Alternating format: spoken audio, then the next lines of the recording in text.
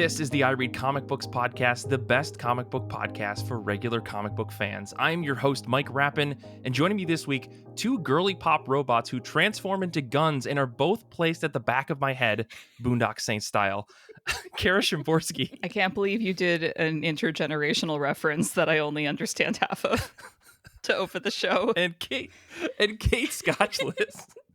Hello. Listen, I'm trying to just bring in every listener possible, whether you're Gen X or Gen Alpha. If you're listening to this podcast, you're welcome, and you read comic books. I'm very proud of you. But not the boomers. But before we get into the show today, yeah, no boomers. I'm sorry. I'm just kidding.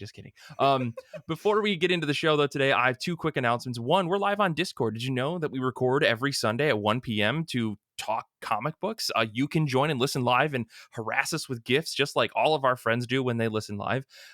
So make sure to check the link in the show notes for that. And second, earlier last week, I dropped an episode on Patreon that Kate and Kara recorded. It's a very special Archie Halloween episode just in time for spooky season. So if you need something to get you into the holiday spirit, now that it is officially October, go over to patreon.com/IRCB podcast and listen to that. So it's an amazing episode. It's very, very fun. And I did not realize there were so many Archie-oriented comics.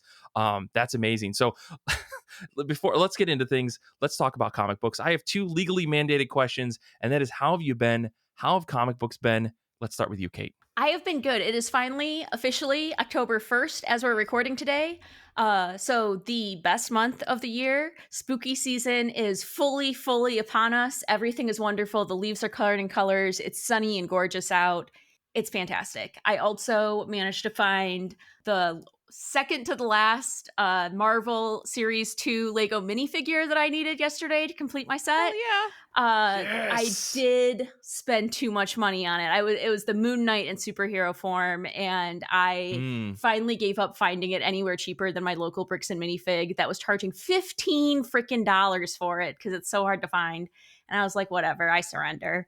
I was just laughing like, that's $15. That is one alcoholic beverage.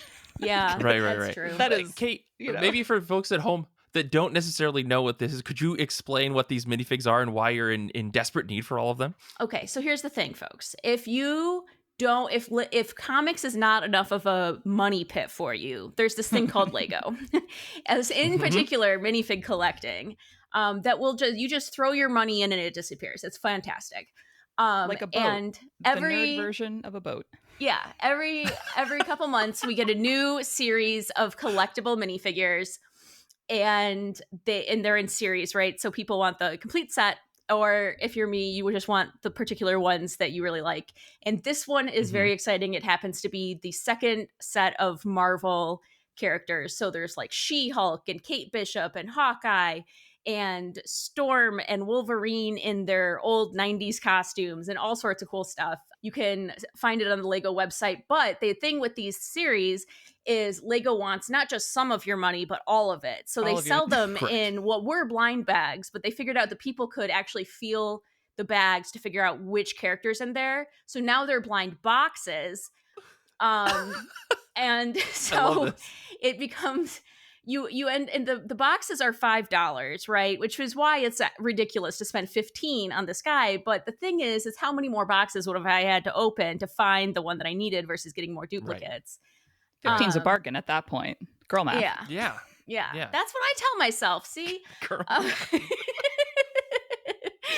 I'm yes. saving money by buying Moon Knight at $15 instead of spending plus $50 on blind boxes that may or may not have Moon Knight in them. I've seen some of the most ridiculous shenanigans. This is the first series they switched to the boxes, and I've seen people with like kitchen scales weighing each box to figure out which one's in there because there's a thing online that tells you the exact like weight of each character's box.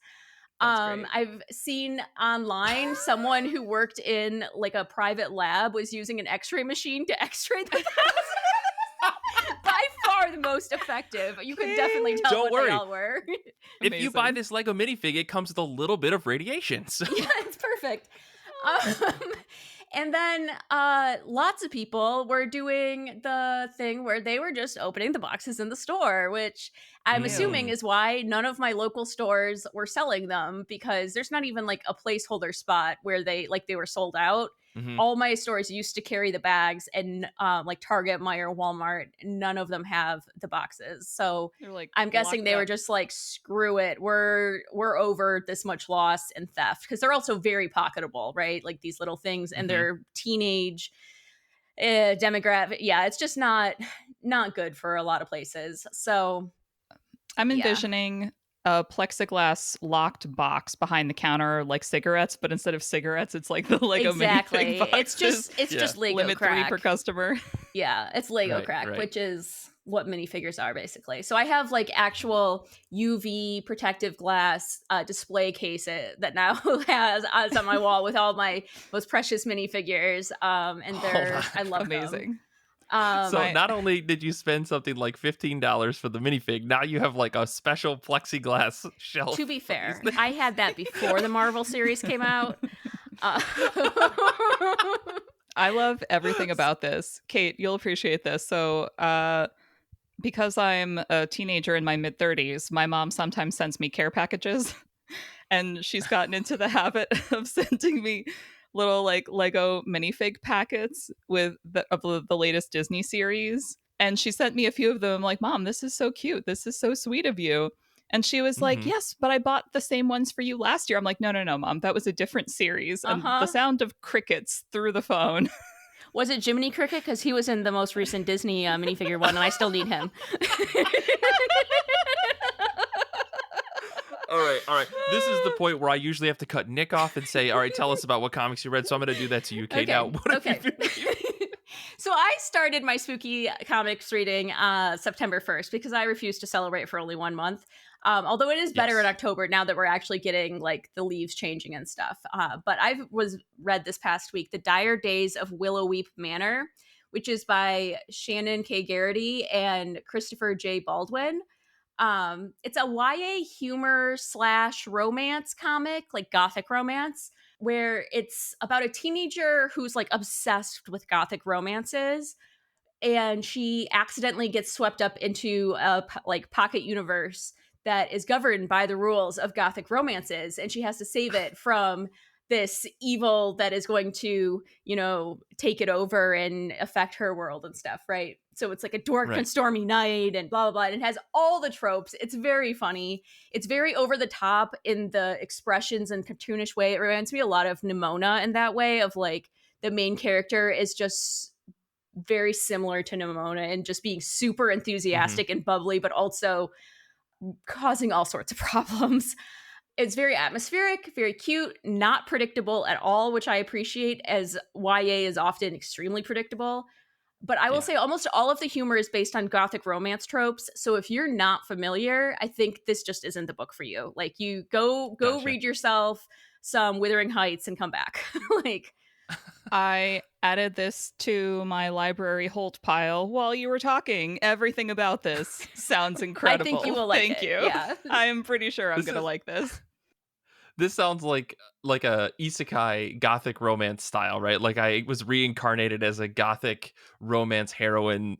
Oh no, what do I do? Or something, whatever the title would be, because it's got to be 40 words long or more. But this sounds really cute. I mean, just looking at it, it looks very fun. Like I feel like this would be a nice, perfect spooky time season read. So I'll have to probably get this, but to give it to Kelly, because I think she reads more of that stuff than I do. But this looks really fun.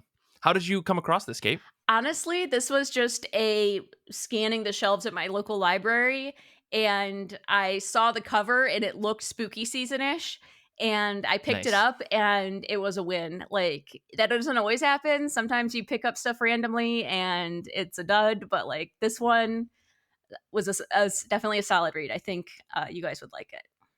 How about you guys? What did you read? Well, I read two books. So I'm going to talk about two books. So I'm going to go through one first before I hand over to Kara. I sat down and read Immortal Thor. I guess I should preface with I haven't done any reading other than like these two comics, a ton of Transformers comics, because that's what we're talking about today. And I've just been spending every waking moment thinking and playing Baldur's Gate. Like my whole life is in turn-based combat mode. So I apologize if I haven't been active anywhere on the internet or with this podcast. I've either been playing Baldur's Gate, reading Transformers comics, or I guess spending way too much time automating my Google Sheets that does all the scheduling for this show in a way so that now I just have to press a button to save me like 30 minutes every week. It's really, really fun. Oh, nice. But I guess I did read a book, which is Immortal Thor #1.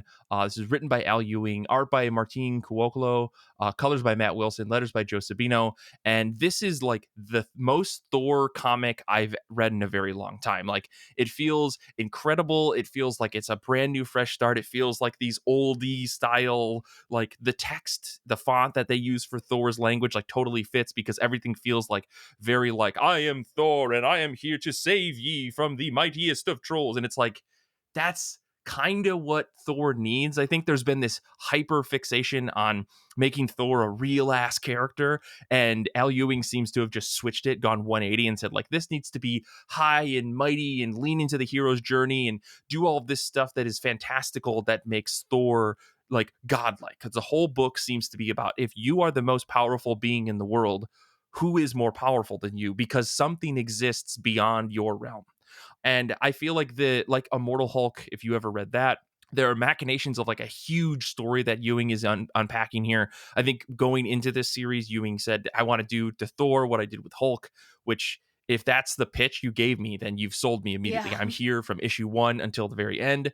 But I love this idea of Thor being immensely powerful as the Allfather, because in continuity, Odin is dead and Thor is the Allfather and blah, blah, blah. And like in traditional Ewing fashion, you get all the continuity you need in the first dozen pages to get you up to speed naturally through the antics of the story in order to basically catch you up on what's going on, and then introducing the new drama of the series, which is what lies beyond the Norse guide, what lies beyond the realms that Thor governs, and who is more powerful than the Allfather. I feel like this issue is written in like a really epic way that never got boring, despite there being a lot of writing in this. Like, in comparison to say something like the Transformers comics, which have tons of writing, and I was like literally falling asleep reading them. This book has a ton of writing in it that is really interesting, really upbeat, and it's not even necessarily quippy so much as it's just fun. Like, you can tell there's a lot of fun, and I think a lot of that goes to Cuocolo's art, who draws Thor as just this smiling god of thunder who just wants to help and beat down the enemies and save people and be this happy-go-lucky god, which I don't know, I really appreciate it as like a kind of a, what for me feels like a newer vibe for this character that we haven't seen in a minute. I think other writers have taken this type of take on Thor recently, where he's just this happy-go-lucky kind of guy, rather than this grim, dark Ragnarok is coming type of character that we saw from other writers. And I don't know, this book has really, really good seeds. I know issue 1 came out a little while ago. I think issue 2 is even out, but I finally sat down for #1 and I am hooked. Unfortunately, I think I'm going to be canceling all of my digital subscriptions and only reading on Marvel Unlimited, but that's a whole other conversation I'm going to save for like 2 weeks from now when I've had some time to think on it, because I've been talking about this a lot on Discord and it's a whole other conversation to be had. But Immortal Thor #1, amazing. Really, really recommend it. If you're trying to get into Thor right now, this book rocks. I think the last time I really read Thor was when Thor was a girl. Yeah, that's exactly last time I read it. Yeah, I read it when Thor was not Thor, but Thor. And so you're saying like, yes, Thor, the mighty hero, so on and so forth. And honestly, aside from like the more mystical elements of what you were just describing, you could have been describing a Superman comic that decided to let Superman be Superman. Like, Superman is more powerful than everyone. And so what do you do with that kind of thing? And everyone's like, oh, he's a boring Boy Scout. And I'm like, Thor, but Thor's drunker. So well, I'm trying not to spoil the end of the first issue because I really like the idea that they played with and this, like, there's just a bigger thing that I think Ewing is trying to get at, of like about power and dynamics and like the origins of all things. Like, there's this big epic thing at the center of this book that he lays seeds for that will definitely pay off over the next 60 issues that this book is going to run for, assuming that it will run. Well, that's how long Immortal Hulk ran for. And I'll tell you, reading that book from start to finish is like one of the most satisfying reads I've had in a really long time. So it's like, I like this idea of a singular long-term vision that one creator can deliver on, or one writer can deliver on, with a bunch of collaborators on art and stuff. And I think that's what's happening with Thor. And I really like how this first issue laid things out. And I'm very excited to read number 2. So, Right. Karen, let's jump over to you. How have you been? What have you been reading? All that stuff. How have I been? How have comic books been? Well, Mike, much like Kate, I am fully immersed in spooky season already. I got some really cute, creepy looking owl candlesticks to help like do a subtle decor moment in my apartment. I just remembered that I bought a packet of like paper crows that I can like paste all over my windows. So I'll probably do that after we record. Just like totally living for it, immersing myself in the sonic masterpiece of a landscape that is the special edition Nightmare Before Christmas soundtrack, featuring an intro and an outro by Sir Patrick Stewart, which I highly recommend. You can just listen to the whole thing as if you're listening to a beautiful musical, and you don't even have to watch the movie. I would argue that this particular version of the score is better than the movie. So Wow. Gasp, I know, controversial opinion, unless you talk to a musician. Well, Kara, I am wondering, as you're preparing yourself or getting fully immersed in the spooky season, have you visited or planned to purchase Lewis from Target? Have you seen this giant jack-o'-lantern looking guy named Lewis that exists? I am unfamiliar. Is this like the 12-foot Home Depot skeleton that I wanted to buy for my apartment before I realized I had no place to store him? It is in the same vein, in that he is a very tall, I think like 7 or 8 feet tall, jack-o'-lantern headed skeleton man. And you walk up to him and he laughs and he says, "I am not a jack-o'-lantern. I am Lewis." And he just, that's like the whole thing. It's the most absurd thing that I've ever heard of in my life. And I'm like, who out there is taking risks on these Halloween decorations and then completely nailing it every single year? Because this is the kind of thing where I'm like, that's so weird. I want to buy one. Because that's the whole David Pumpkin thing. Like you said, yes. Oh, like SNL. It's David Pumpkins. Any questions? 'Tis the season. Go Google this, guys. If you haven't, if you haven't seen David Pumpkins, it's like the first time I saw it, I was like, "What am I watching?" And now I'm like, "Any questions?" Anyway, so. Well, if you get a chance to go to Target and your local Target has one of these, press the button and have the greatest time of your life. Or look on YouTube or TikTok or whatever. It's out there. It's very, very fun. I mean, my big Halloween thing is I went to Disney World last weekend specifically to attend the Halloween party. So jealous. I made the best adult decisions. I was like, slightly over budget, but you know what? Who cares? Let's go. So I had a lovely time. I got to see the Sanderson sisters from Hocus Pocus do a stage show. I got to see the Headless Horseman himself open the parade on a horse, followed by a cast member with a wheelbarrow to pick up any poo that might have dropped on the parade route so that the dancers could come in behind. It's a well-oiled machine over there at Disney World, okay? So it was delightful. I got to wear all my Hocus Pocus like spirit jerseys and Mickey ears, and I ate something called a bowl of bones for dinner. That was like, it was like jalapeno Coca-Cola barbecue sauce pork ribs, and like that was it. It was so good. I want to make this now at home. That's.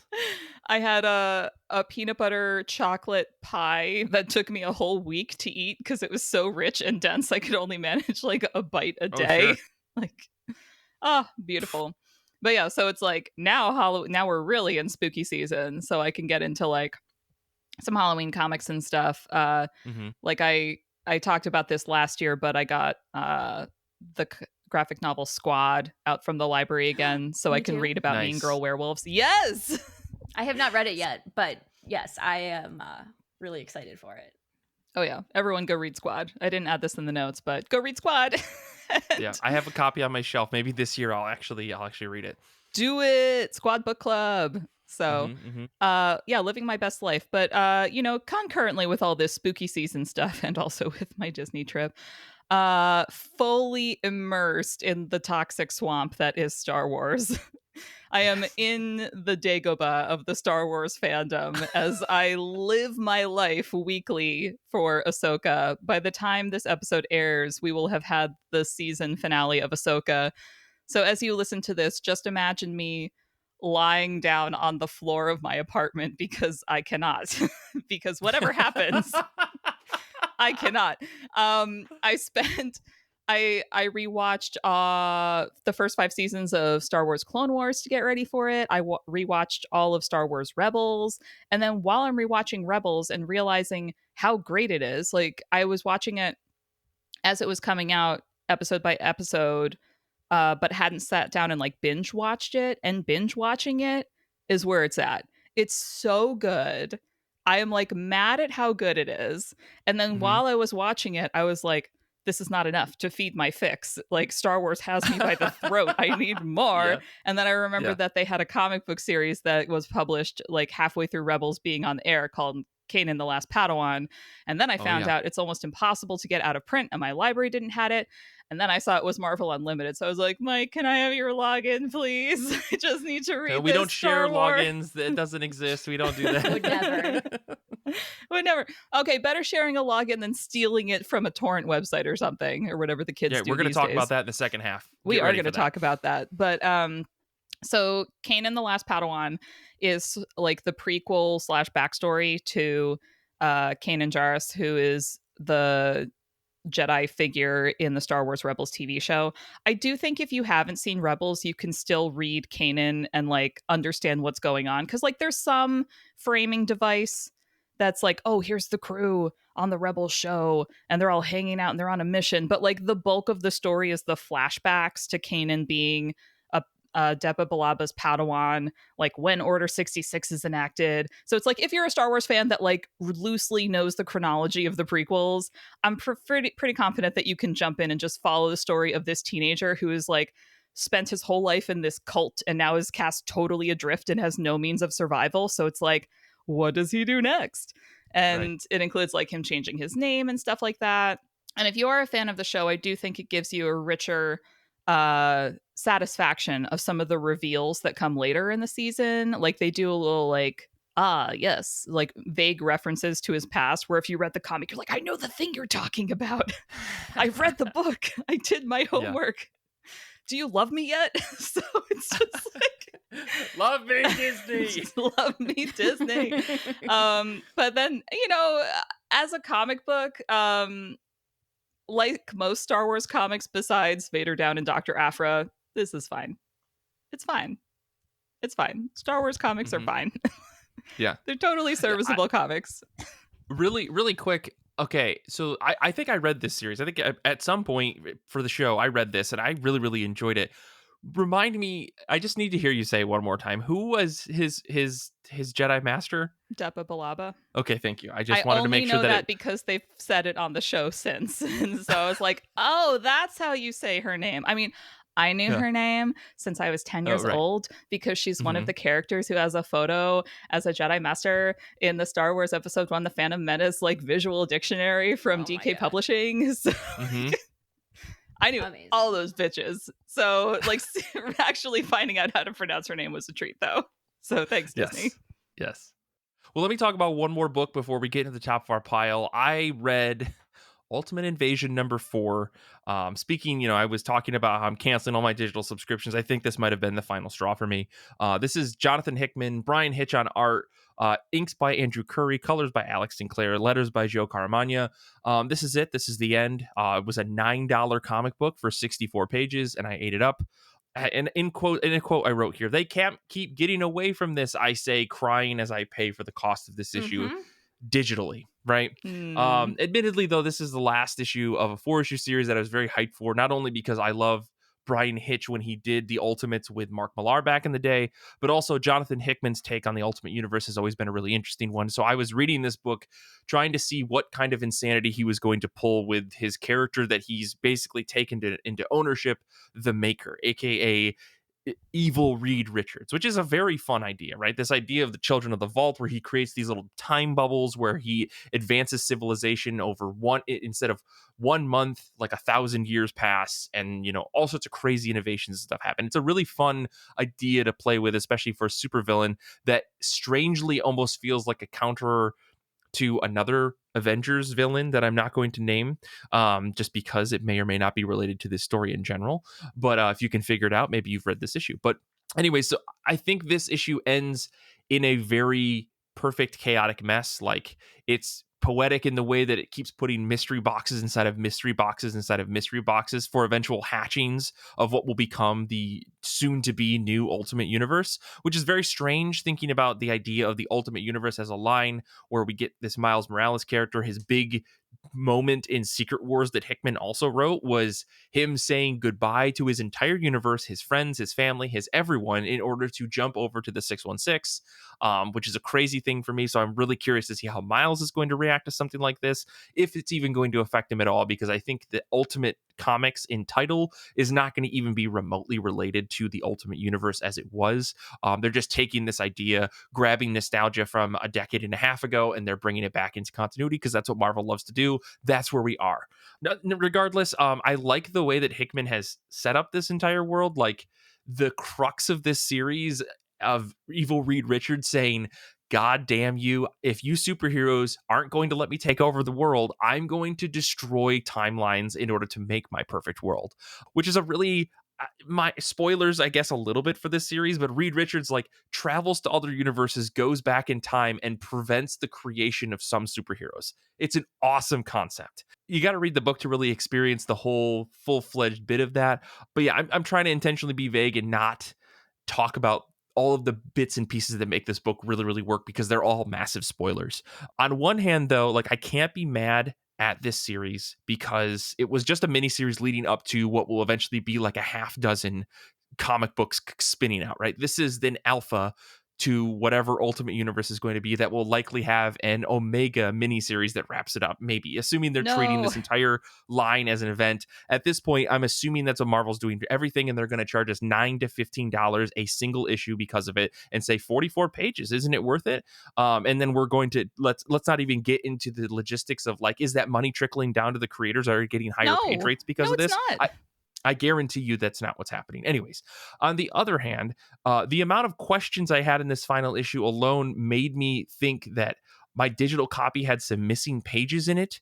And I feel like these are both two angry things. I did like this series, but this last issue was so confusing in some of the implied things or things that were intentionally not said to leave a lot of mystery, that it was almost frustrating. And I went, oh, okay, I guess that's just how this comic book is going to end, because the final 3 pages were some of the like, oh, cool moments that you love to get out of big, dumb superhero comic books. And so overall, this 4-issue series has been fun because I like a lot of the concepts that Hickman has introduced. Hitch is basically knocking it out of the park, doing big, dumb superhero comics the way that he loves to do them. Everybody looks the same. All the costumes look identical, but like, that's kind of the fun of it. I love this Illuminati that Hickman invented for this series that changes kind of the power dynamics of the entire Marvel universe in this Ultimate Universe. And I just love big, dumb conspiracy things. And I think Hickman's done this great. Bendis did this back in the day with his Illuminati book, and it feels like Hickman is laying some seeds here to try to say, hey, you guys could run with this, and it could be a really cool, like, similar to the Quiet Council or Immortal X-Men book that Kieran Gillen is doing for the X-Men. You could have this higher upper echelon, 10,000 foot high power system as people are playing chess with each other across the globe. The ending piece of this book, asking this big question of who's going to take over this big swath of land that no longer has an Illuminati representative, was kind of a really cool ending. And yeah, I don't know. I just like this, but I really feel like I'm getting hamstrung by all of the prices of these books. I think for this miniseries alone, I spent $45 for 4 issues. Ew. I think that's the total here.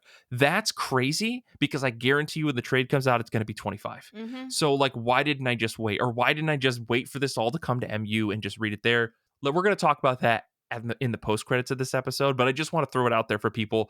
Look at the price of those covers when you're buying them, because it's getting crazy out there for Marvel. Inflation is crazy. Can I say something? Is it inflation? I don't know. That's no, beyond it's even companies. what inflation is right now. Yeah.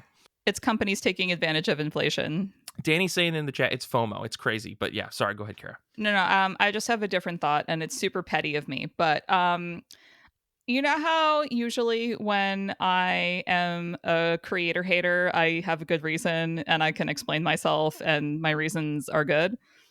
Mm-hmm. I'm a Hickman hater and I don't have a good reason. Like I was listening to last week's episode, and like the first thing special guest Kev said was, my favorite writer is Jonathan Hickman, and I was in my car and I just burst out laughing because I was like, I can take nothing you say seriously. Like Jonathan Kev, Hickman. no, Kev's Why? amazing. No, Why? he's amazing. No. No. I'm not hating on Kev. I'm hating on Hickman because like I cannot think of a single book where you say Jonathan Hickman. I cannot think of a single book that I can associate with him directly. I guess it's just Marvel events, Marvel stuff, like Marvel main character, main arc stuff that I never really read. Am I just a hater because I think he's just so boring?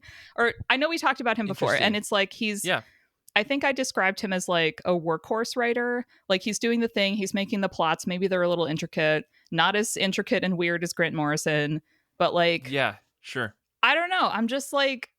I'm like mad that I think he's mediocre and like gets so many books. So like, who is this dude who just keeps writing everything? Like, who cares? And I'm just irrational about it. I think change my mind.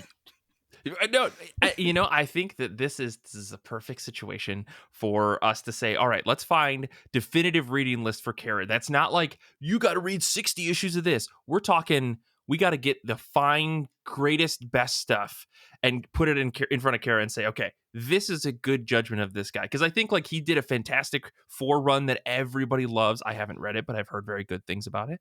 I personally love his Secret Warriors book. It's like a 30-issue long series that's just like, it's wheels within wheels, conspiracies within conspiracies, and like that's really fun. And that's kind of his shtick. Everything is like a plot inside of a plot inside of a plot.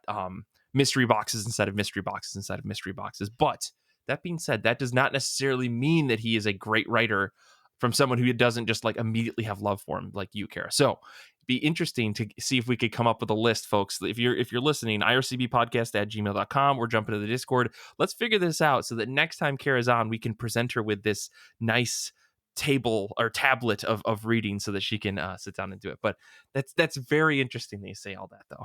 Yeah, I'm totally willing to have my mind changed. I'm just telling you right now, I'm a Hickman hater, and I would like reasons why I shouldn't be.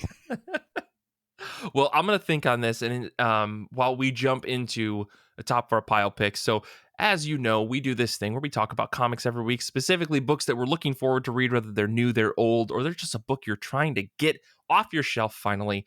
Before we jump into what we're reading, let me shout out some folks that are hanging out with us on Discord.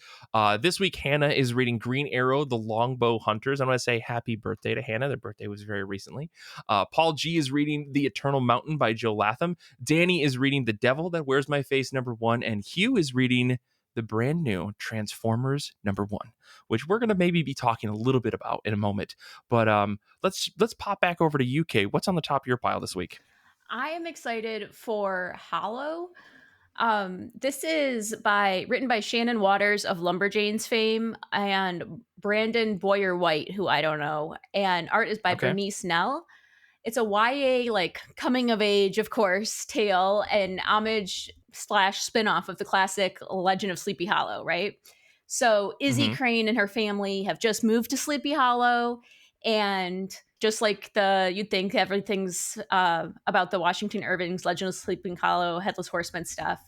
But she's a skeptic, and she's like, I'm too smart for this. I don't believe it. And ghost stories aren't real.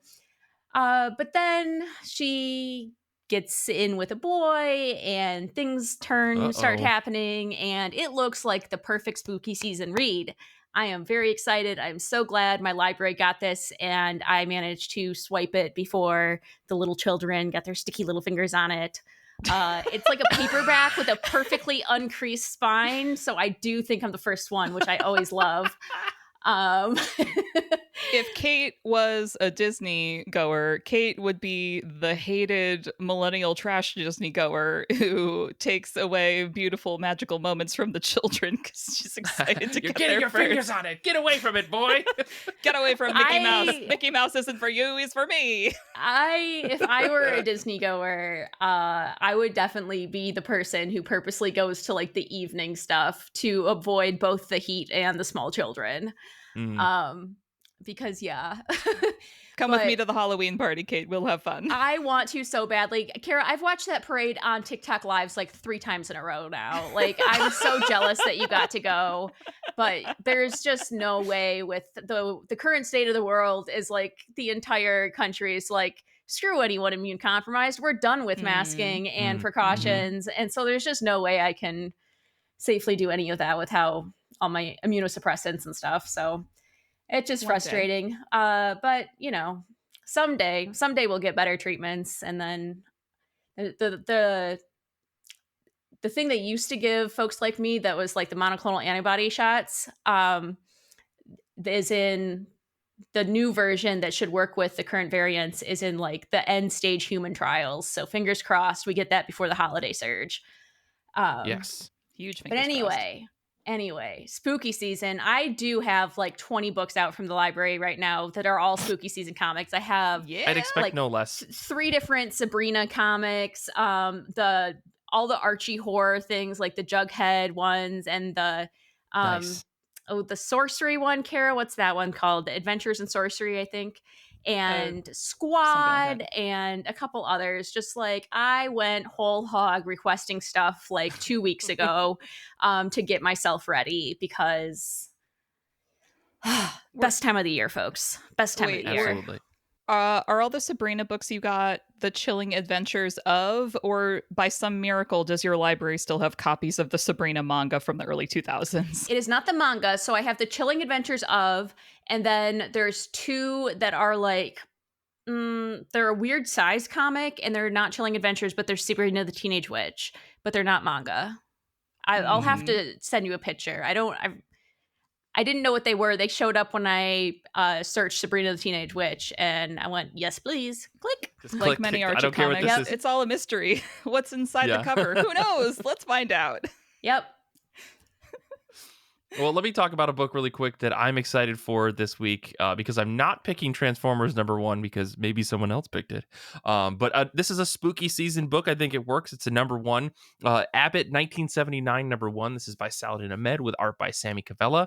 I mean, this series is just plain fun. If you haven't read any of the Abbott books, you should go back and read Abbott, the first volume, Abbott 1978, or maybe it was 1976. I can't remember. And then this new series is out. The story is there's this woman who lives in Detroit. She works for she's a journalist. She works for like a Black-owned publication house, and so she spends her time researching different murders and investigations in the city of Detroit. And at the same time, she ends up in this mysterious point in her life where she's trying to solve the murderer of her husband who died. Turns out magic is involved. This thing called the Umbra is a thing, and it turns out a bunch of racist white dudes want to kill all the black people in Detroit, and she's like, I'm not standing for that. And the story unfolds in quite a couple different ways with this Umbra and all this magic that's going on. And Saladin Ahmed is wrapping up this Abbott series with this final 6-issue run with Sammy Cavella, where basically we're coming close to the Reagan administration taking power, and Abbott basically is not going to be standing for any of that bullshit. And I'm very excited to see what Ahmed does with this wrap up series that's going to hopefully end in some sort of happy note for Abbott. Things have been pretty tough for her as the series has gone on.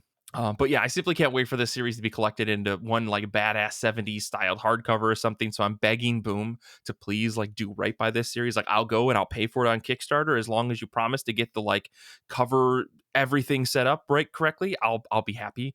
But yeah, I really dig this book, and I think everybody out there should go read Abbott because it's nice and spooky. It's got some really fun twists, and I think it's really well written. Sammy Cavella's art is amazing from beginning to end. Like all of the magical stuff that he does in this book is beautiful. And the work that they do with color is phenomenal, like really leaning into that 70s aesthetic with color and style and just like the dress that everybody's wearing. It's a really, really cool, like retro book. And yeah, so go out there and read Abbott if you want something that's a little bit more on the spookier side than the fun side, I think. No, it does sound cool. And I think I've seen the volume 1 at my library. So I think I am going to try and check this out next time I'm there returning books. Yeah, it's. I think the volume 1 cover is like Abbott sitting on her really awesome car smoking a cigarette. Yep. It's like the coolest cover you've ever seen. Anyways, Abbott's just a badass character. I just love her. But anyway, I also want to say, if anyone out there is buying God's #1 digitally, please let me know how it feels to be robbed at gunpoint with a toy pistol, because I'm just curious. Oh my God. Anyways, with that, we're going to take a quick break. And when we come back, we're going to be talking about comic books you can't find anywhere. Transformers comics. So we'll be back in just a second.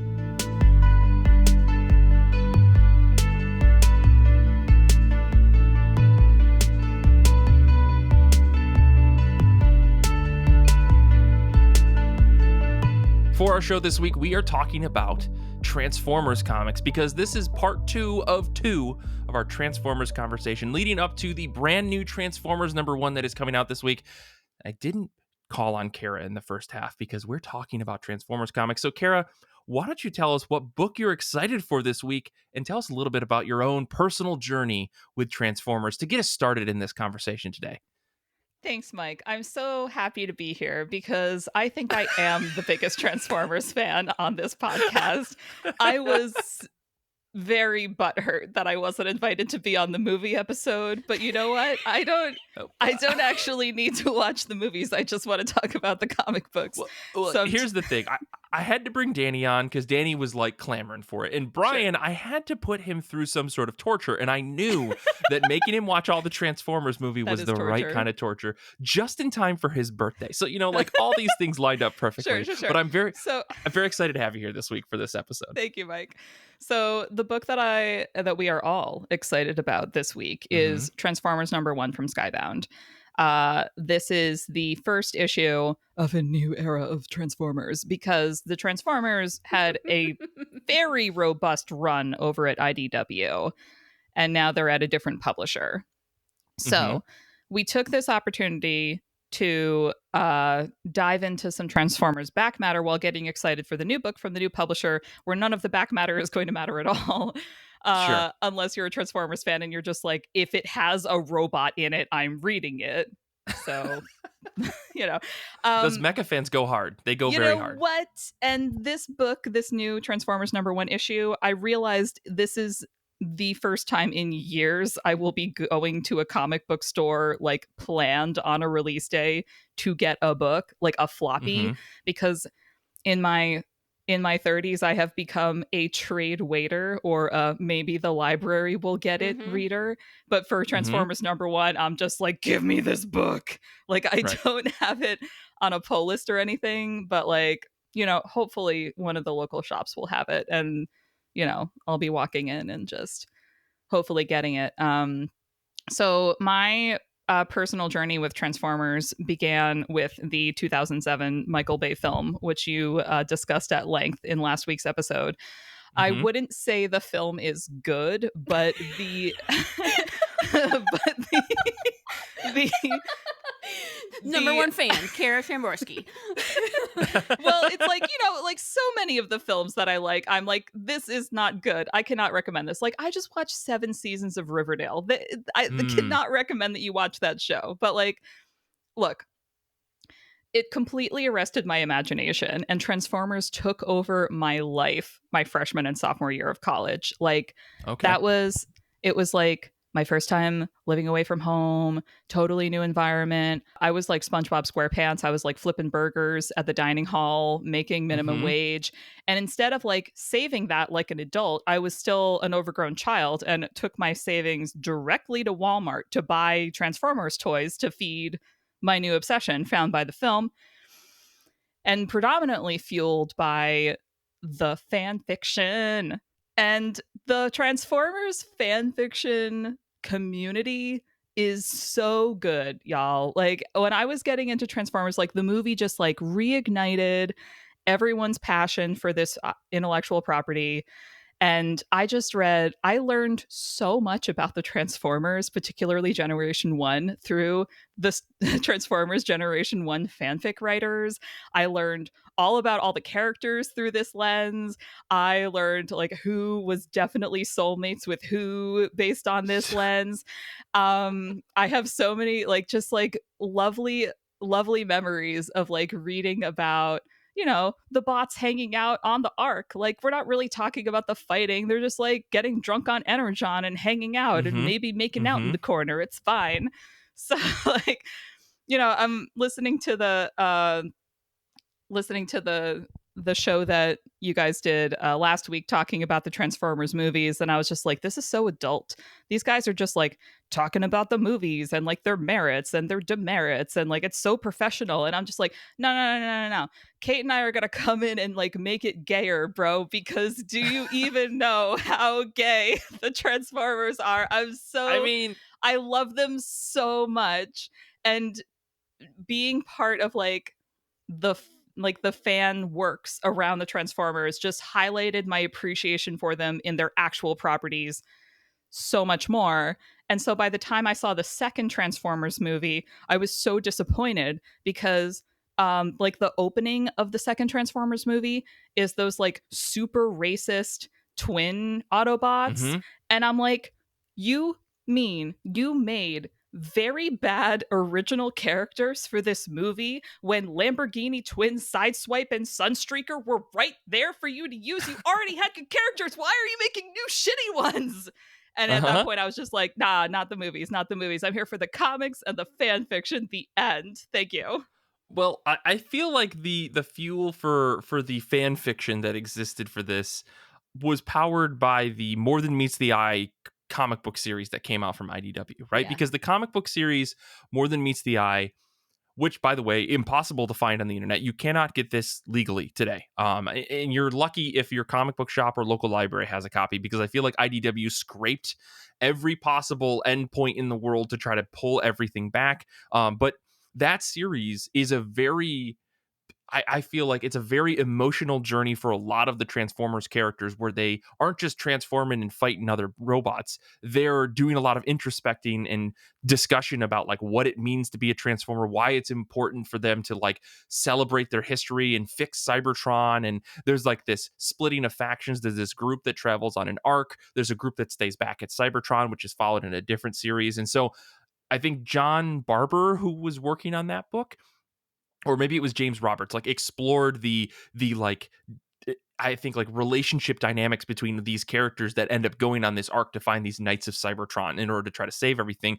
In my mind, I feel like that's where the fan fiction comes from, but I might have the timelines lined up wrong on that. Okay. If anything, More Than Meets the Eye, I think might have been fueled by some stuff that the fanfic writers were doing, because Transformers fanfiction writers have been going for a while. Like by the time I started reading Transformers fanfiction back in 2007, there were thousands of stories for like G1, G2, Beast Wars, the movie. Like if there was a Transformers show, there were already like robust fanfiction repositories and communities out there. Like we're talking 2007.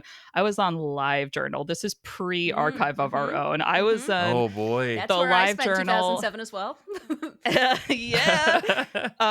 Reading my favorite ship was Jazz and Prowl, and the community I most frequented was called A Love in Black and White, which I now see as very problematic, because Jazz is often coded as black and Prowl is a cop. So there's some layers there that perhaps in 2003 we'd want to unpack. But at the time, I was just like, this sexy spy saboteur and the like upright like rule follower are like vibing off in the corner. Of course, like this is fine.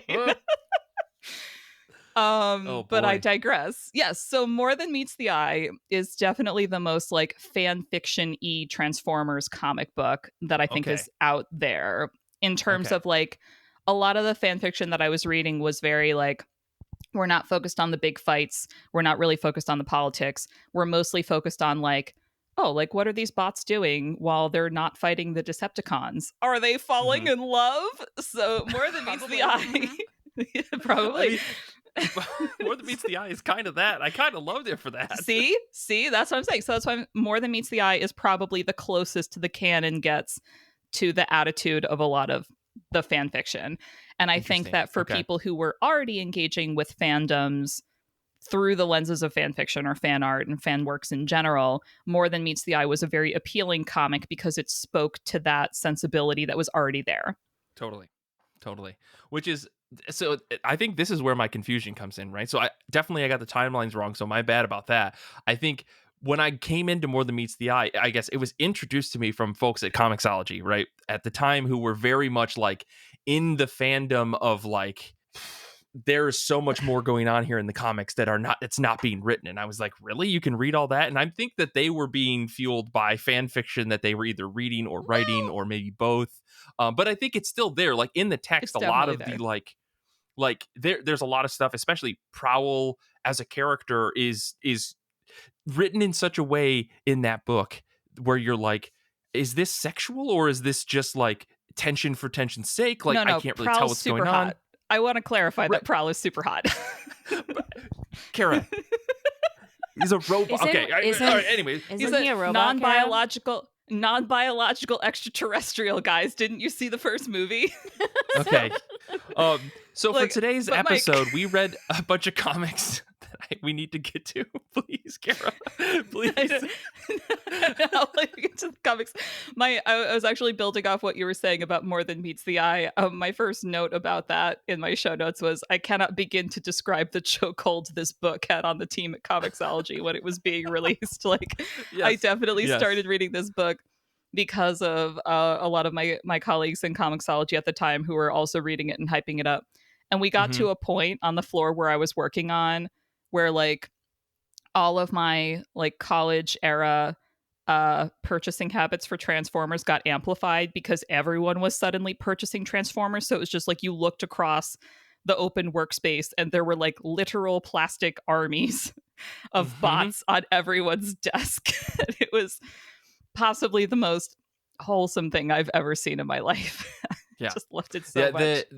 The book club that I ran at one point, I offered up and I said, hey, we'll read Transformers. Like, no one else is really throwing out ideas. And it brought at least like a half dozen, if not more, people to the club just so that they could literally just go over all of the relationship dynamics in the characters and say, I know you only read volume 1, but if you keep reading, these types of things happen. And it convinced me to read at least, I think I read 5 volumes of More Than Meets the Eye, and I only stopped because I kept getting lost as to what I had to read next, which is a whole other conversation. But speaking of More Than Meets the Eye, the series that IDW published, Kara, you and I reread volume 1 for today's conversation. As well as we read a bunch of other comic books. So maybe we should start just going through maybe what we read, what our initial thoughts are. Kate, I guess I want to kick over to you really quick to say, what's your experience with Transformers? And what was it like diving headfirst into this extremely dark and deep pool of robots in disguise? So here's the thing. My parents are 80s parents who fully bought hook, line, and sinker into the 80s propaganda that if you let your kids watch violent things like the Transformer cartoon, they will become violent little monsters and end up in juvie. So I was not allowed to watch the show, but I did play with some of the toys. So that was my first exposure until the movie started coming out. And then I do have I do enjoy giant robots punching each other on screens, whether they're like the Pacific Rim or Transformers or whatever. Like the Transformer movies aren't good in the sense that their plot is stupid and the dialogue's bad. But in terms of giant robots punching each other for 2 hours and doing really cool transformations, they're amazing. At least the few that I saw. I did not keep going with them there's an alarming number of them now. I really didn't realize until that episode last week how many there actually are. So I had never read any of the stuff until like 2 weeks ago when I started my reading for this. And Kara suggested I check out More Than Meets the Eye Volume 1. And it turns out if I wanted to read this, short of torrenting it, the only way that I could access it was by buying a $50 used paperback. because it's out of print. No libraries in the state of Michigan have it because we have an interlibrary loan system, right? Like you can check everywhere and they'll just ship it to you. None of them have it. You can't buy it digitally. Like it's just gone unless you're willing to fork over for not even a good condition paperback. I'm just like, absolutely not. So I requested a bunch of books from the library. They're all volume 1s and stuff came. And then I was like, okay, here's what I have available. What should I read, you guys? So the first one I read was Transformers Dark of the Moon Volume 1. You skip it. Like it's the turns out the movie adaptation comic by John Barber and Jorge Jimenez Moreno. It's as dumb as the movie, but there's no giant robots punching each other on a movie screen with cool sound effects. So like the good part's gone. But then I read some other good stuff. So I read Transformers Lost Light Volume 1, written by James Roberts, with art by Jack Lawrence, colors by Joanna LaFouette and John Paul Bove, and letters by Tom B. Long. So this was the first one I read. I was so lost the entire first half of this, so first 3 issues, because it very much like, it reminds me, so I didn't realize from the movies how many Transformers there actually are, different characters, so right? Many. Because they scale it way back in the movies. And it reminded me of jumping into like a large cast X-Men book right after a major event that shook up the continuity and timeline, because the first few issues of Lost Light are all them both explaining what happened in More Than Meets the Eye end of that series, but also why it's different now because they all got, you know, swooped up by the Necrobot and put in a different universe with a different time continuity. So now so-and-so's alive and such is happening. And no one told me that Transformers comics are all like politics and religion. Yes. So that was a shock.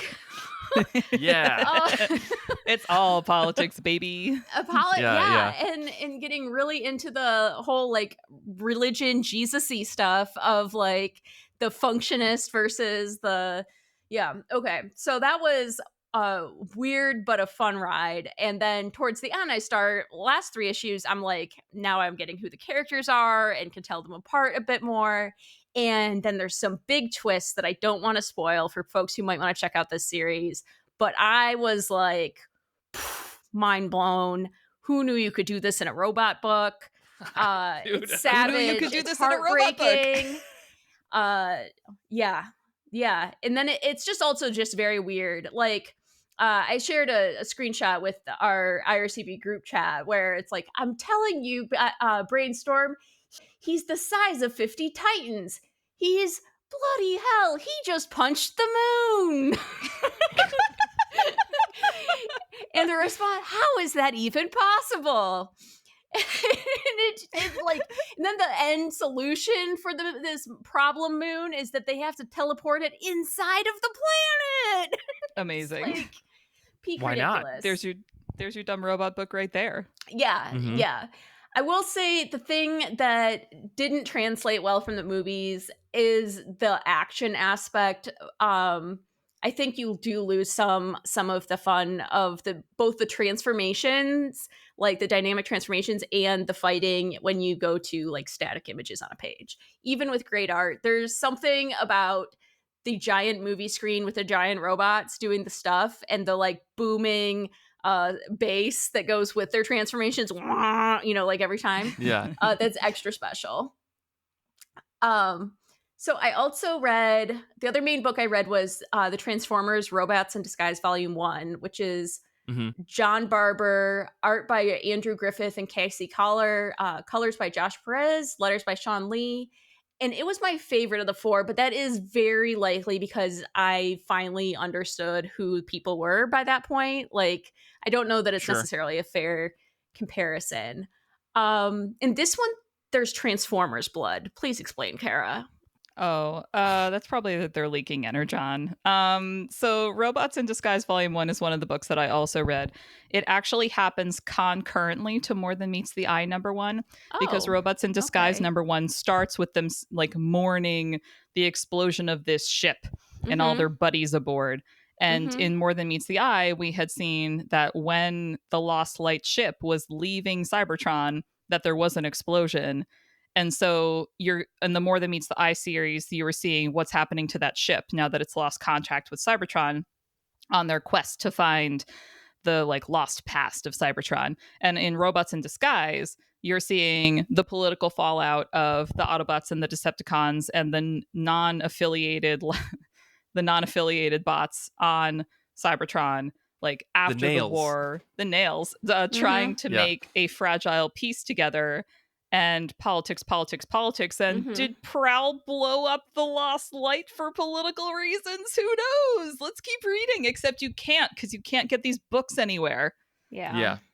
So this is the problem with changing publishers, is that the publishers don't always have a continuity plan in place for getting those books reprinted. I think one of the like better examples of this having a smoother transition is when Disney bought Star Wars and they started like getting all the Dark Horse books. Like you can read, I think, most of the Dark Horse era books on Marvel Unlimited now. Like they had a plan in place to like get those books over.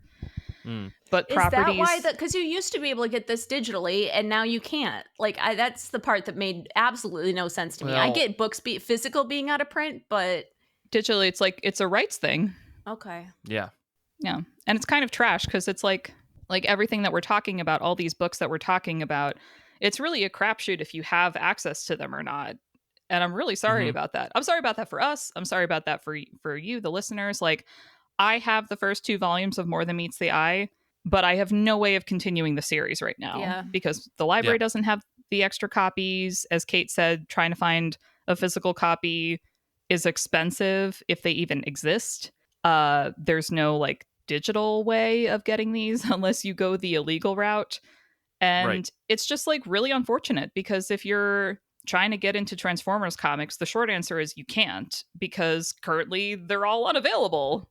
Yeah, and it's interesting because like one of the books that I read for today, like I sat down and I read Transformers More Than Meets the Eye Volume 1, James Roberts, John Barber, with Nick Roche and Alex Maline and art, colors by Josh Bertram and letters by Sean Lee. And then I also read Transformers Optimus Prime Volume 1 by John Barber with art by Kizama and Alex Maline, colors by Josh Bertram and Tom B. Long. And like More Than Meets the Eye, I had digital copies of because I bought them on Comixology way back in the day, right? Like this book club, and I was like, blah, blah.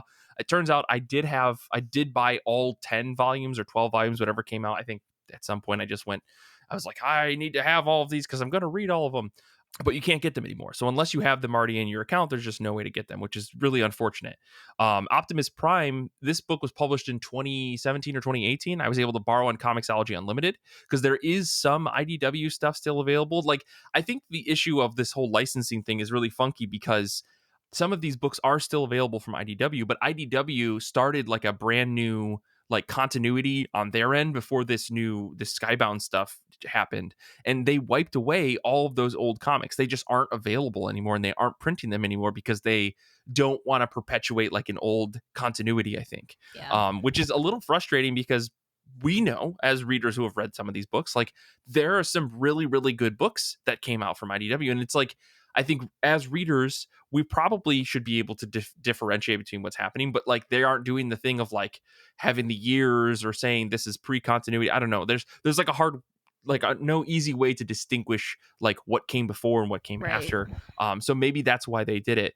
And I guess like the last thing I'll say here before we have a maybe bigger discussion is I also read Transformers Generation 2 from 1993, and I had to go on the dark web to find this book, in the sense that it's a Marvel one. Yeah, this is a Marvel book from back in the 90s, and it's probably one of the coolest looking comic books I've read in a long time. The art on the inside, Derek Yaniger was an artist, Manny Galan, Andrew Wildman, Jim Amash, Marie Severin did letters on a lot of these books, Stephen Baskerville did letters.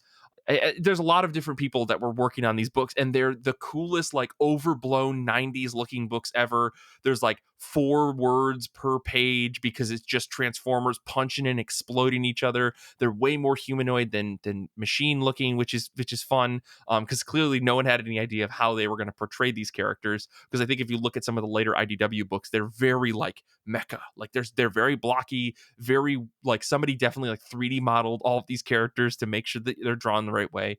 But these old ones are just like color explosions and super bright everything. They remind me a lot of like the Doom Patrol art when you look at the Metal Man in those books. Like he's just drawn with these crazy, unbelievable just metal pieces and stuff coming out of his head. And I think that's what these older Transformers book look like. They just have this whole 90s aesthetic that super duper works for what they were going for, which is just, here's a super bad villain and the Autobots are here to stop them. And that's pretty much what you get for 24 pages. It's awesome. But I had to go onto an illegal comic book site in order to read this, because there's no way you will ever get this stuff, right? And I'm of the opinion that if no one's selling it and they're not making it legally viable, then it is totally free reign for me to go get. That is my own personal opinion, but you can take that to the bank. But that's the only way that I was able to read 3 issues of this book, which was a totally different look at Transformers compared to what I think IDW did, which is very more like expanding the universe, growing the characters, and giving them personalities versus just, here's a dumb one, here's Optimus Prime, everybody transforms and has guns, fight the bad guy. That's what these old Marvel books were. But they're just trying to sell action figures, right? This is part of the whole, we're only putting out a comic book because it's free advertisement for action figures. That's what this time span was. Go read the He-Man book that I talked about last week on the show, goes through all of that. But totally different perspective on Transformers. So I don't know, I've tried to get as much diversity in here as possible, but it is super duper hard to find any of these comics, which is very frustrating. Yeah, my library only had, weirdly enough, the entire like first 4 volumes of All Hail Megatron, which was a series that came out in, I think, 2010. I think it slightly predates More Than Meets the Eye and Robots in Disguise. And I read the first volume for the show because I'd never read it before. And it was interesting to read because like the robots all looked really good. And the people looked very much like the people in the 80s cartoon. So it was like really jarring to see these detailed robots next to like somebody who looked like Speed Racer, essentially. So, like, But the premise of All Hail Megatron is that in the first volume, Megatron shows up on Earth, and for reasons that are not fully explained, I guess, unless you had been reading the comics up till that point, the Autobots are like totally decimated and like nowhere to be found. So the Decepticons just like steamroller America. They just totally take over Manhattan. They murder like half the people in Beijing. They take over the West Coast American cities like right away. And you're seeing like the Autobots on Cybertron like trying to figure out just like how to keep Optimus Prime alive, because Optimus Prime is like dying and you don't know why. Of course. And meanwhile, back on Earth, you have the Witwikis, who are like military commanders in this series, like trying to stop the Decepticons. But you're really kind of seeing how if the Decepticons did invade Earth and there were not an Autobot to counter them, like everyone's dead. Like we're all going to die if the Decepticons actually invaded. I can talk about how like cute and funny and adorable I think all these bots are, but at the end of the day, if they actually appeared on Earth, like we're all dead. It's done. Like that's the apocalypse right there. So it was kind of interesting to see that contrast like really brought to bear in a book. Like More Than Meets the Eye and Robots in Disguise, like it's all happening on Cybertron. There's no humans involved. It's just the robots. You're taking them on their own terms. And then All Hail Megatron is like, yeah, humans are screwed. And I was like, oh, I don't know if I want to end off reading this one. I want to read a nicer robot book. Well, no, it's funny that you bring that up, though, because I feel like the through line in all of the books that I read, with the exception of More Than Meets the Eye, at least, I guess, so the Optimus Prime book and then the Transformers from 93 that I read is Transformers, their whole thing is to like go to planets, take them over, farm them for materials, and then leave, right? That's like the core thing in the 1993 book, is there's like the war is over and Optimus Prime and his handful of Autobots are trying to stop other Transformers from just taking over planets and killing the locals so that they can steal the or Energon. I think it's Energon in this book. It's Or 13 later.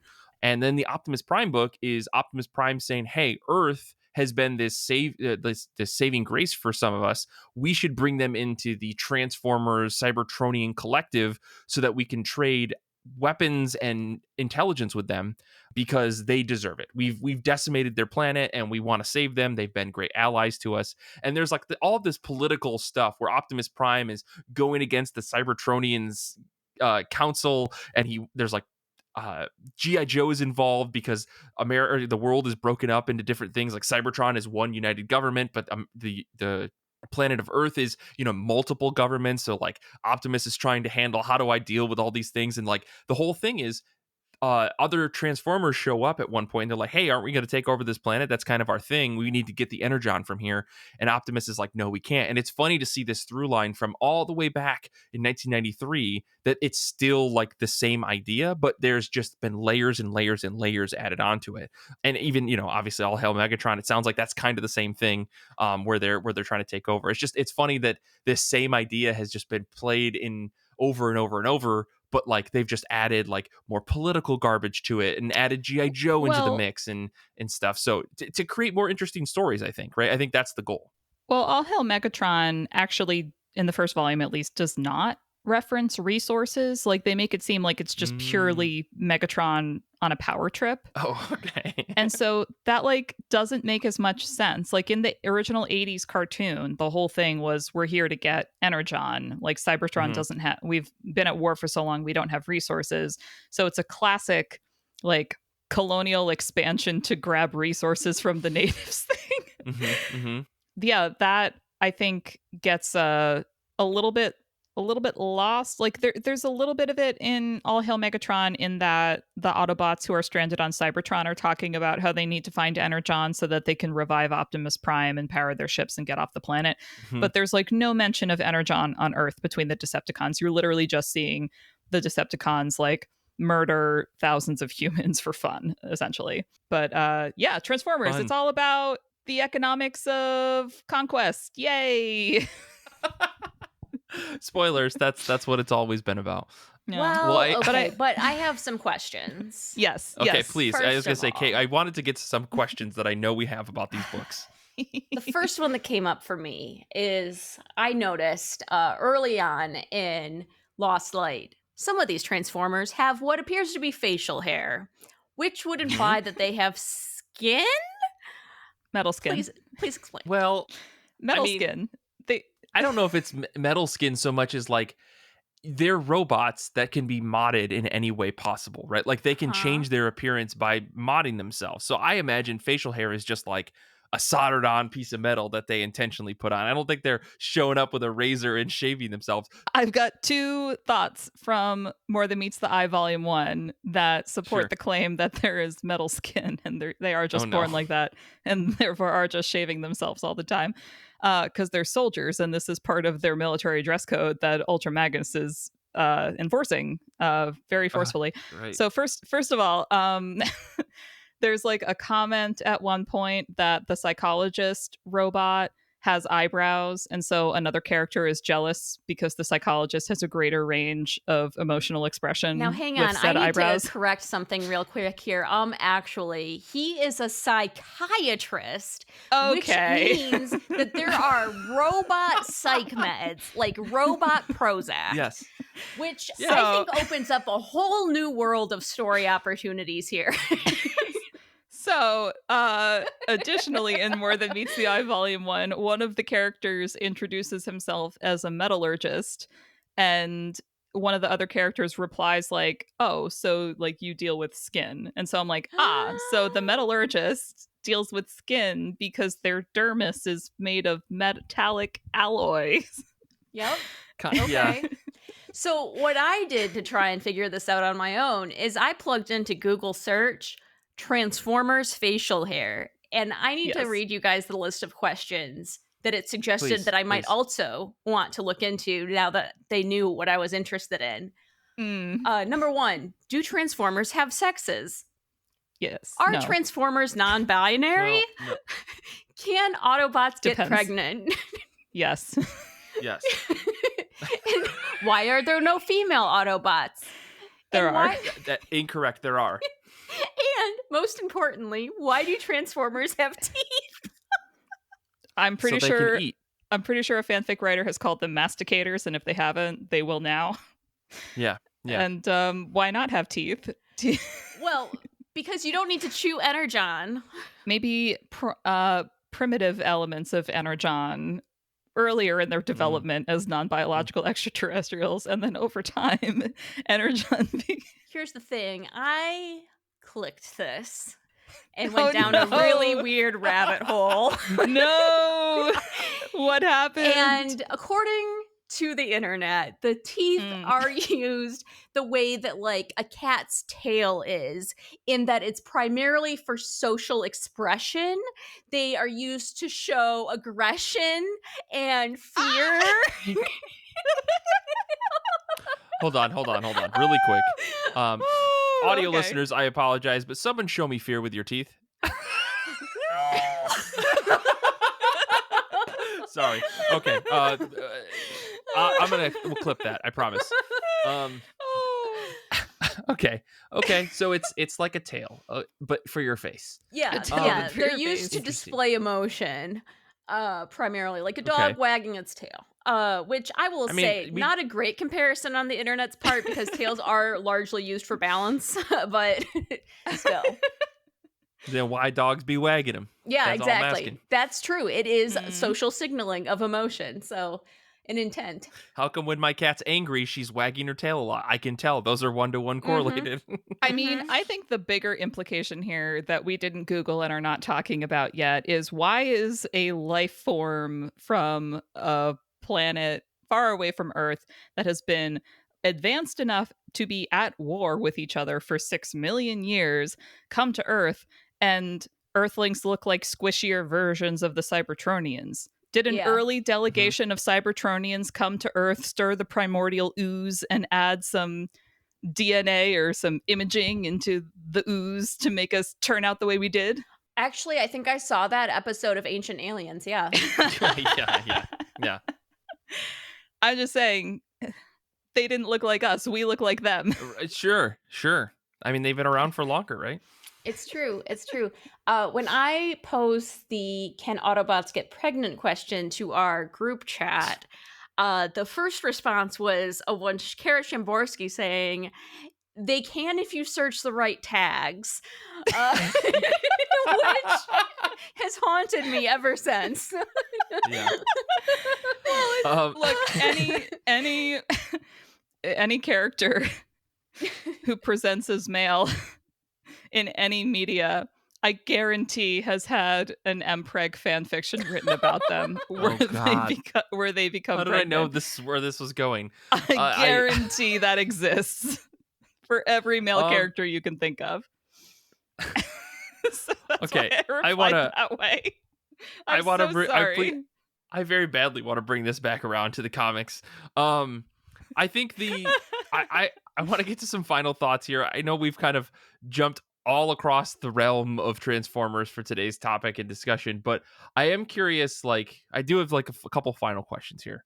One being, I guess, Kate, having just dove into all of this, do you think you want to read more Transformers, either from the pre-IDW stuff or maybe this new Transformers series? I guess based off of all of this, has this piqued your interest enough to at least try some more Transformers comics?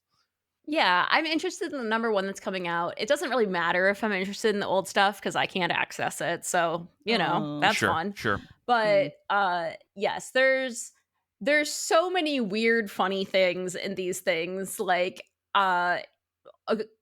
somebody gets hurt and they have a cast on their metal leg. I mean, it's just so goofy. And then a few pages later, it's full Game of Thrones political drama and intrigue, and it's all mashed together, and that is just such a fun experience. And it's so sincere while being so goofy at the same time, which I think is just peak comics. Totally. Yeah, I think that Transformers is like, if you step back from all of this, you're like, why are these robots having like a royal religious war?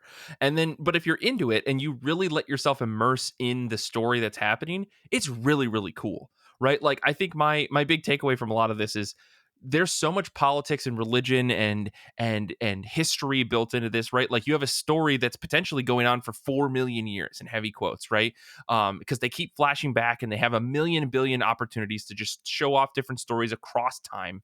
Like the Optimus Prime book that I read kept flashing back and forth between modern day Transformers and 4 million years ago when Pax Orion, aka He was still Optimus Orion Prime, Pax. or Oh, Orion Pax, excuse me. my Orion Pax was a baby. cop, right? And so it's like it's interesting that they have this opportunity to do all of this, and if you let yourself get immersed into all of the bullshit and say like, well, who's a good guy, who's a bad guy, what's black and white, blah blah blah, how do these religious fanatics factor into that? Where all these neutral Transformers factor in?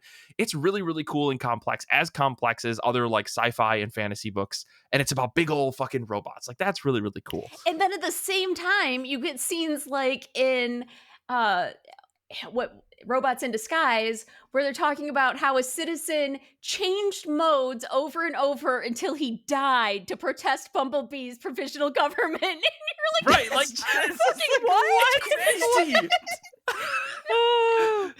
So yeah, I don't know. Like the comics are they're bonkers, but like they're telling the types of stories. I think if you take the idea of robots out and put like any other kind of like political faction, whatever fantasy thing you want in, it's really really fun and interesting. So like if you let yourself get immersed in it and like lean in on all of the goofiness of like what makes these Transformer characters unique, you can have such a good time with them. So Kara, I don't know, what are your final thoughts here? I think the question of do you want to read more Transformers comics is a definitive yes. Yes. But I want to hear why you're still excited to read Transformers comics. I just really love the characters. Like it's nice that there was coherent plot in a lot of the books that we read, but I'm in it for the characters. That's why I liked reading the fan fiction, because the fan fiction focuses on the characters and their interactions.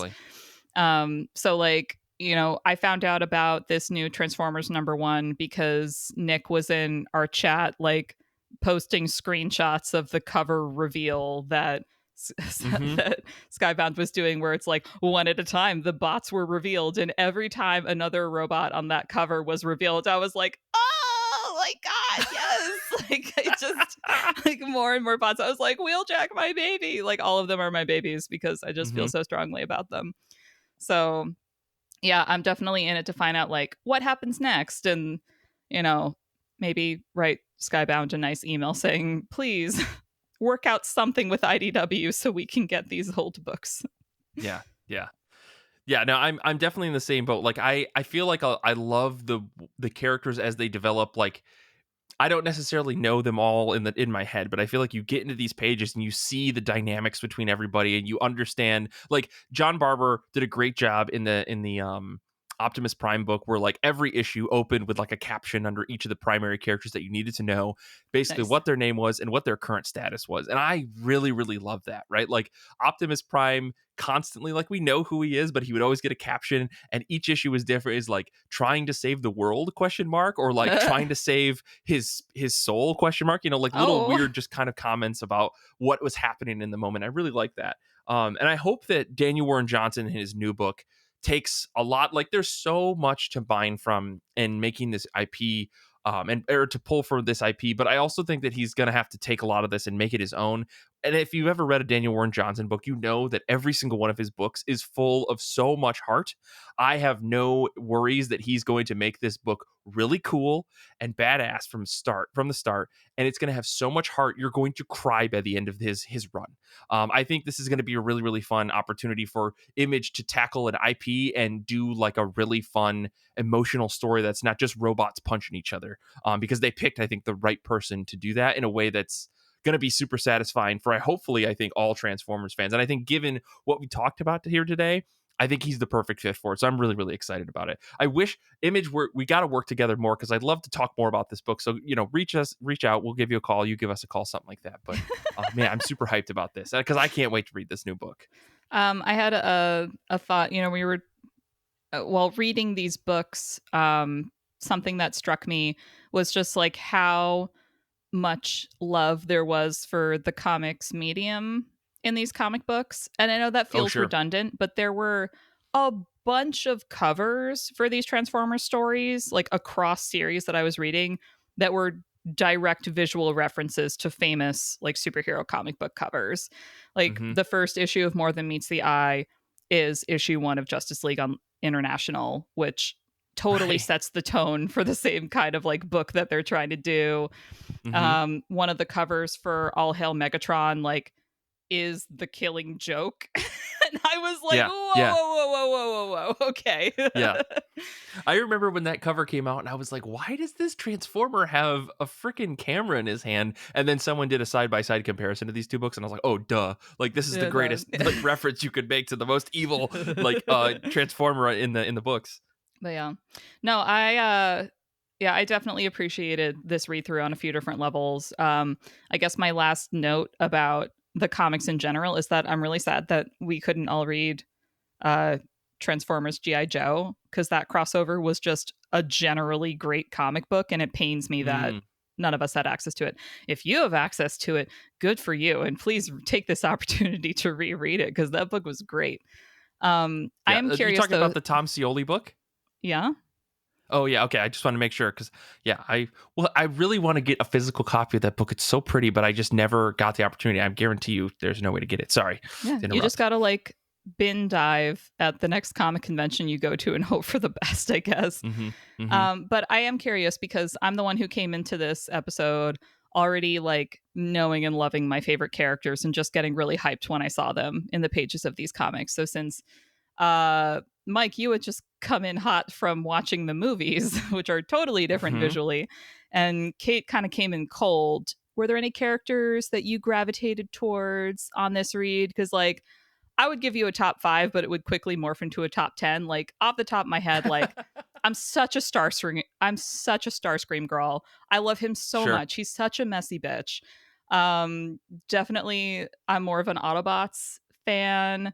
I love Jazz Prowl. Honestly, one of my favorites is Perceptor. Perceptor is like this little nerd Autobot who like sometimes does this badass stuff out of nowhere and nobody sees it coming because he's just like the little quiet nerd.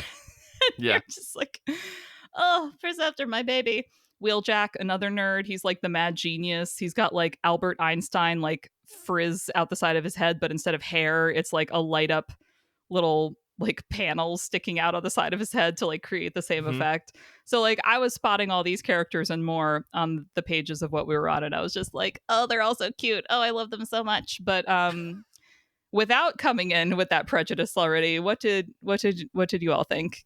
Kate, let's start with you. My favorites were Starscream and Wheeljack, personally. Yeah. From the 2 books that I read, Starscream is just more interesting in that he's not so polar black and white, and he's very much like in it for himself and conniving, and kind of reminded me of Littlefinger, you know, like he's not really on anybody's side except Starscream's. Yeah. And Wheeljack is just fun mad scientist. Wheeljack is delightful. Wheeljack, I think, is on the cover of the new Transformers #1, and so that's the moment when I was like, I'm absolutely buying this book. I always have like a soft spot for Ratchet as a character, just from that More Than Meets the Eye run, just being the doctor on the ship and kind of having to deal with everyone's problems, and just being like, I'm not good at this anymore. I don't know if I should be doing this. And, you know, I really like that character. And then in my Optimus Prime book that I read, I really, really liked Soundwave.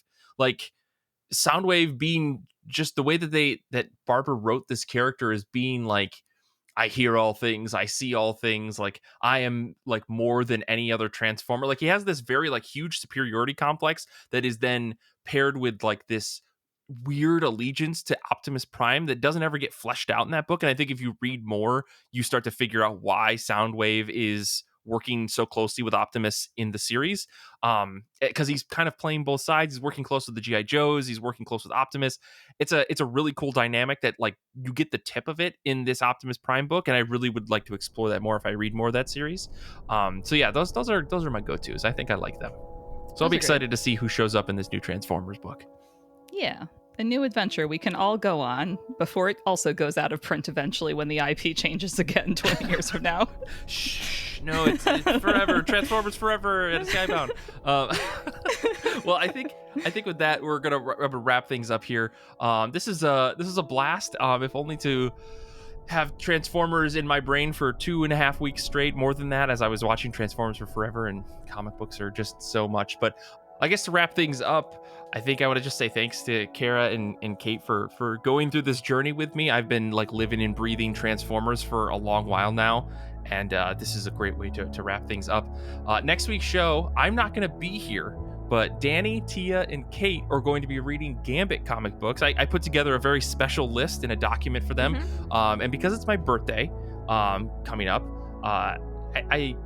that's my birthday next week, technically. I'm looking at the dates wrong, but yeah, it's my birthday. They're going to be reading some Gambit books for me, which is very, very exciting. As always, you can follow us on Patreon at patreon.com/IRCB podcast to get updates about what we've got going on, plus special access to things like the Halloween special, Saga of Saga, A Better Batmobile. I think we have a new episode of that coming at the end of this month, and so much more.